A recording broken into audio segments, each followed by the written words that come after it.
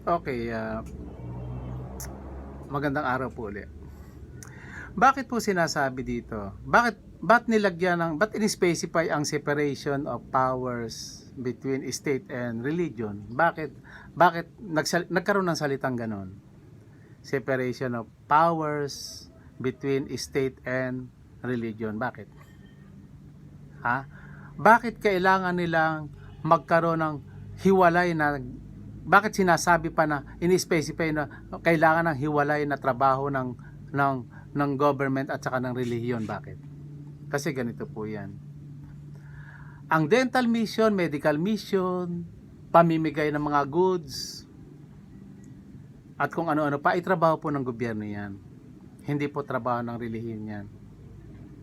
Ngayon, kung gagawin po ng relihiyon yan, okay naman po yun. Wala naman po masama, di ba? Wala naman masama magbigay. Wala naman masamang magmalasakit. Kaya lang, depende po lagi sa motibo. Kasi ganito po yan eh. Paano nga kung mali ang relihiyon mo? Paano nga kung mali ang itinuturo mo, kung ano-ano itinuturo mo sa mga tao? Eh, mamimigay ka. Eh, di makakaakit ka ng member. Dadami ang member mo na mali, nasa mali mo naman dinadala ang tao. Huh? Na yan eh, dapat itrabaho ng gobyerno na hindi naman masamang gawin ng relihiyon. Kaya ako nananawagan sa gobyerno eh. Kasi po, sana po, tinitingnan po natin ang lahat ng bagay. No? Tinitingnan po natin ang lahat ng bagay. Hindi po pwedeng tayo natutulog. Maraming grupo, maraming relihiyon ngayon na lumalabas na hindi kaaya-aya. Na magkikreate bandang huli ng kaguluhan. Ipit na naman tayong mamamayan dito. Ha? Yun lang ang aking concern. Ba't ako na andito? Maaring ma-endanger pa buhay ko dito kasi alam nyo na. Pero, bakit ko ginagawa ito? Obligasyon nga po natin to. Ako, nakikita ko yung mga mali. Ako'y nalulungkot. Marami ako nakikitang mali. No?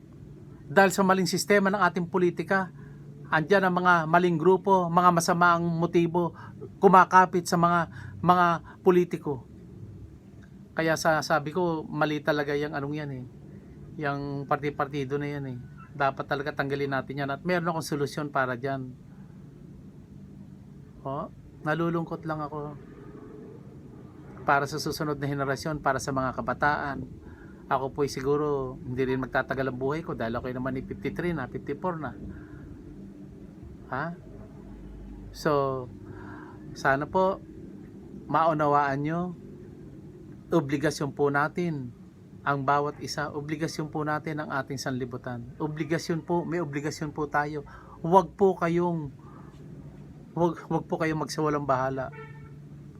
Kailangan natin magtrabaho sa katawan lupa para kumain, para umasenso, pero kailangan din natin magtrabaho para sa pangalawang buhay. Ano yung pangalawang buhay? Kaluluwa. Ano ang kailangan mong gawin para yumaman ng iyong kaluluwa? Magtrabaho dito sa lupa ng mabuti. Magpaalala. Kumilos, magsalita ng tama.